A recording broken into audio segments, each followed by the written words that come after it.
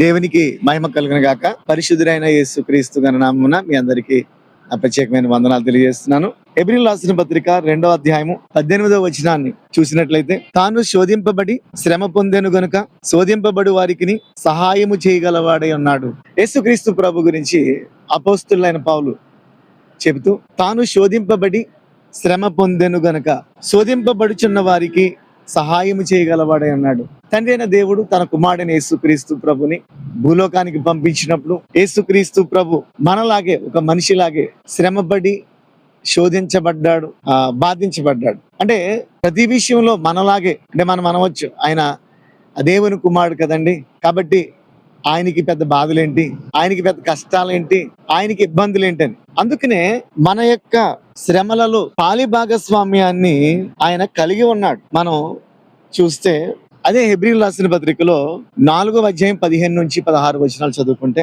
మన ప్రధాన యాజకుడు మన బలహీనతల యందు మనతో సహానుభవం లేనివాడు కాడు గాని సమస్త విషయంలోనూ మన వలనే శోధింపబడినను ఆయన పాపము లేనివాడిగా ఉండెను గనుక మనము కనికరింపబడి సమయోచితమైన సహాయము కొరకు కృప పొందునట్లు ధైర్యముతో కృపాసనమునొద్దకు చేరుదము. ఇక్కడ చక్కటి విషయాలు తెలియజేస్తున్నాడు. మన ప్రధాన యాజకుడు మన బలహీనతల యందు మనతో సహానుభావం లేనివాడు కాడు. మన వలనే ఆయన కూడా సమస్త విషయాల్లో మన వలనే శోధించబడ్డాడు. మనము ఏ విషయాల్లో అయితే శోధించబడతామో యేసుక్రీస్తు ప్రభు కూడా అదే విషయాల్లో శోధించబడ్డారు. మనకున్న ఆకలి ఆయనకి ఉంది, మనకున్న లేమిరకం ఆయనకు ఉంది, మనకున్న బాధలు ఆయనకున్నాయి, మనకున్న రోగములే తన శరీరం మందు కూడా వచ్చాయి. ఆయనను వాటన్నిటి విషయంలో ఆయన ఎంత శోధించబడినా పాపము లేనివాడిగా ఉండెను. ఒక ప్రధాన యాజకుడిగా మన కొరకు పాపమును లేనివాడిగానే జీవించాడు. అంటే పాపం అనే దాన్ని చేయలేదు. ఎన్ని శోధనలు వచ్చినా, ఎన్ని కష్టాలు వచ్చినా, ఎన్ని ఇబ్బందులు వచ్చినా పాపం అనేది లేనివాడిగానే నిలబడ్డాడు. కాబట్టి మన జీవితాల్లో కూడా కష్టాలు రావచ్చు, లేదంటే బాధలు రావచ్చు. అంత మాత్రాన మనమేమి చెడిపోవాలని కాదు. యేసుక్రీస్తు ప్రభు మనకు మాదిరిని చూపిస్తున్నారు. శ్రమలలో, శోధనలలో, కష్టాల్లో బాధించబడిన ఆయన పాపం లేనివాడిగా నిలబడ్డాడు. కాబట్టి ఇక్కడ ఒక అద్భుతమైన విషయాన్ని తెలియజేశాడు. కాబట్టి మనము కనికరింపబడి సమయోచితమైన సహాయము కొరకు కృప పొందినట్లు ధైర్యముతో కృపాసనమునొద్దకు చేరుదము. కాబట్టి ఆయన గొప్ప కృపాసింహాసనాన్ని కృపచూపుటకు బాధింపబడిన వారికి, శ్రమనందిన వారికి ఆయన కరుణ చూపించడానికి సిద్ధంగా ఉన్నాడు. కాబట్టి ఇన్ని కష్టాలు నా జీవితంలోకి వచ్చేస్తున్నాయి, ఇన్ని శోధనలు నా జీవితంలోకి వస్తున్నాయి కాబట్టి ఇక్కడ మనకు ఒక గొప్ప వాగ్దానాన్ని దేవుడు ఇస్తున్నాడు. ఏంటంటే మనం కనికరింపబడి సమయోచితమైన సహాయము కొరకు కృప పొందినట్లు ధైర్యముతో కృపాసనమునొద్దకు చేరుదము. కాబట్టి ఒక ధైర్యాన్ని దేవుడు ఇచ్చాడు. యేసుక్రీస్తు ప్రభు మన వల్లనే శోధించబడి మనకు సహాయం చేయడానికి సిద్ధంగా ఉన్నాడు. కాబట్టి ఏ విషయాల్లో మీరు శోధించబడుతున్నారు, ఏ విషయాల్లో మీరు బాధపడుతున్నారు, శోధనలను జయించిన యేసుక్రీస్తు ప్రభు దగ్గరికి మనం వచ్చినట్లయితే ఆయన సహాయం చేస్తారు. ఆ శోధన నుండి మనల్ని తప్పిస్తారు, సహాయం చేస్తాడు. కాబట్టి మనకి ఆయన శోధన పొందాడు, శోధనలో జయించాడు కనుక చక్కటి మార్గాన్ని చూపించగలిగిన పరిశుద్ధుడై ఉన్నాడు. శోధనలను జయించడానికి ఆయన ఎన్నుకున్న మార్గం పాపము చేయకుండా ఉండడమే. మనం దాంట్లో మొదటిది విన్నాం. అదే హెబ్రీయులకు రాసిన పత్రికలో 7వ అధ్యాయం 25 నుంచి చదివితే, ఈయన తన ద్వారా దేవుని వద్దకు వచ్చి వారి పక్షమున విజ్ఞాపనము చేయుటకు నిరంతరము జీవించుచున్నాడు గనుక వారిని సంపూర్ణముగా రక్షించుటకు శక్తిమంతుడై ఉన్నాడు. శోధన జయించే శక్తిని మనకిస్తున్నాడు. అంతేకాదు యేసుక్రీస్తు ప్రభు ద్వారా దేవుని వద్దకు వచ్చి వారి పక్షమున విజ్ఞాపనము చేస్తున్నాడు. ఆమేన్. మనందరి కొరకు, తన దగ్గరికి వచ్చిన ప్రతి ఒక్కరి కొరకు, తండ్రి అయిన దేవుని దగ్గరికి వచ్చే ప్రతి ఒక్కరి కొరకు ప్రభు అయిన యేసుక్రీస్తు విజ్ఞాపనము చేస్తున్నారు. అందుకనే నిరంతరము జీవిస్తున్నాడు. సంపూర్ణముగా రక్షించుటకు శక్తివంతుడై అన్నాడు. ఆమేన్. ఈ మాట ఎంత బాగుంది. కనుక మన కొరకు విజ్ఞాపన చేస్తూ యేసు ప్రభు ద్వారా తండ్రి వద్దకు వచ్చిన మన కొరకు యేసు ప్రభు ఎప్పుడు విజ్ఞాపన చేస్తూనే ఉంటాడు. ఆమేన్. కాబట్టి మన కొరకు విజ్ఞాపన చేసి సంపూర్ణంగా రక్షిస్తాడు. Praise the Lord. ఎంత అద్భుతమైన విషయం. కాబట్టి శోధించబడుతున్న మీరు వ్యాధులతోనైనా, పాపములతోనైనా, రోగములతోనైనా, ఏ శోధనలు అయితే వస్తున్నాయో ఆ శోధనలో కంగారు పడకండి. యేసుక్రీస్తు ప్రభు మనకు మార్గాన్ని చూపించాడు. నిర్దోషిగా ఉన్నాడు శోధనలు జయించడానికి. రెండో, తండ్రి దగ్గర విజ్ఞాపనం చేస్తున్నాడు. తద్వారా మనకు గొప్ప రక్షణ కలగజేయడానికి శక్తివంతుడై ఉన్నాడు. ఆమేన్. వింటున్న వారలారా, మీ జీవితాల్లో కూడా దేవుడు గొప్ప సహాయాన్ని అనుగ్రహిస్తాడు. అందుకనే పవిత్రుడును, నిర్దోషియు, నిష్కల్మషుడును, పాపులలో చేరక ప్రత్యేకంగా ఉన్నవాడును, ఆకాశ మండలము కంటే మిక్కిలి ఎచ్చైన వాడునైన ఇట్టి ప్రధాన యాజకుడు మనకు సరిపోయినవాడు లేక తగినవాడు. ప్రియ సహోదరి సహోదరుడా, వింటున్న వారలారా, యేసుక్రీస్తు ప్రభు తన ద్వారా దేవుని దగ్గరికి వచ్చి వారికి విజ్ఞాపన చేస్తూ వారికి సంపూర్ణమైన రక్షణ ఇవ్వగలడు. ఎందుకనంటే ఆ రక్షించుటకు శక్తి కలిగిన దైవ కుమారుడి అనే. కాబట్టి ఈయన గురించి ఒక అద్భుతమైన మాట, పవిత్రుడు, నిర్దోషియు, నిష్కల్మషుడును, పాపులలో చేరక ప్రత్యేకంగా ఉన్నవాడు, ఆకాశ మండలం కంటే మిక్కిలి హెచ్చైన వాడు, ఇట్టి ప్రధాన యాజకుడు మనకు సరిపోయినవాడు. శోధనల నుండి తప్పించడానికి తనైన దేవుడు తన కుమారుణ్ణి మన దగ్గర పెట్టాడు కనుక తాను శోధించబడి శ్రమ పొందాడు గనుక శోధనల నుంచి మనలను తప్పించగలిగిన శక్తివంతుడై ఉన్నాడు. ఆమేన్.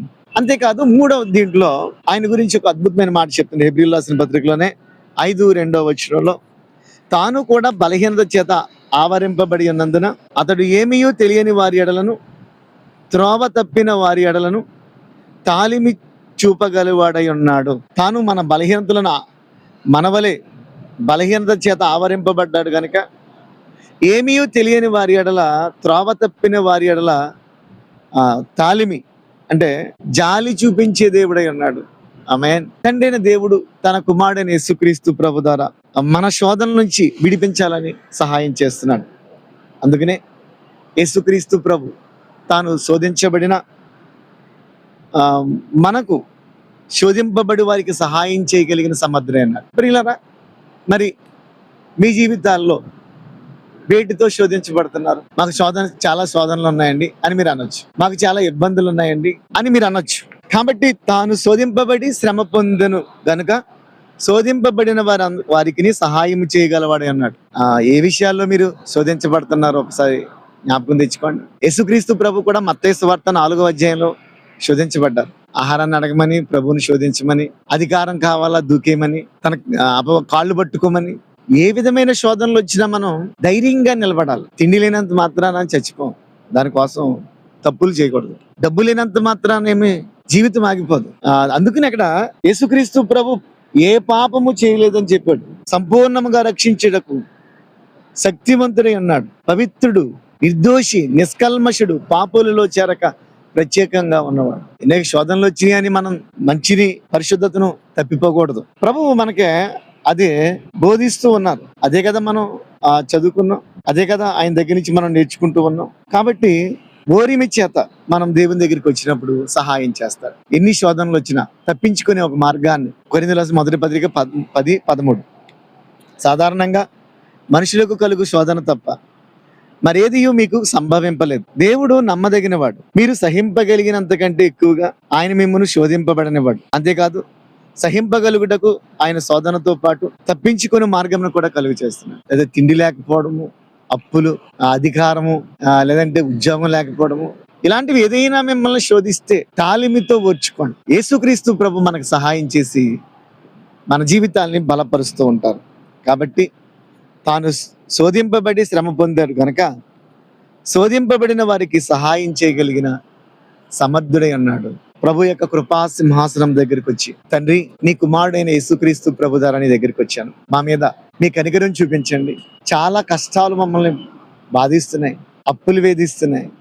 అయినను నీ కుమారుని వలె తాలిమితో, ఓరిమితో పాపము చేయకుండా ఉండే జీవితాన్ని మాకు అనుగ్రహించండి అని మీ జీవితంలో దేవుణ్ణి ప్రార్థన చేయగలిగితే ఖచ్చితంగా దేవుడు మనకు సహాయం చేస్తాడు. శోధన కాలంలో యేసే మనల్ని తప్పించగలడు, ఒక మార్గాన్ని కూడా పెడతాడని మనం విన్నాం.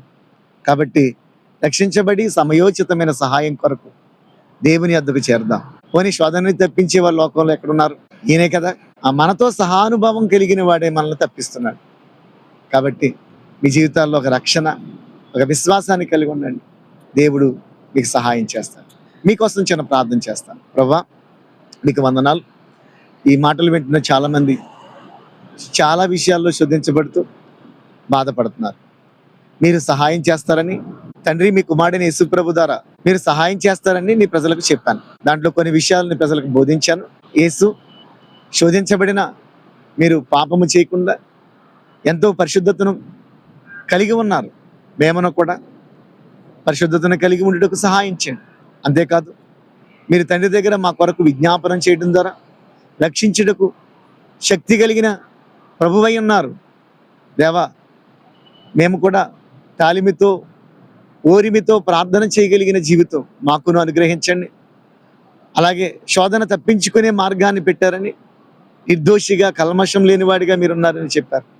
మేమను కూడా దేవా, నిర్దోషిగా కల్మషం లేనివాడిగా ప్రతి శోధన, ప్రతి బాధను, ప్రతి కష్టాన్ని మీ కుమారుడైన యేసుప్రభు ద్వారా తప్పించుకునే మార్గాన్ని దయచేయండి.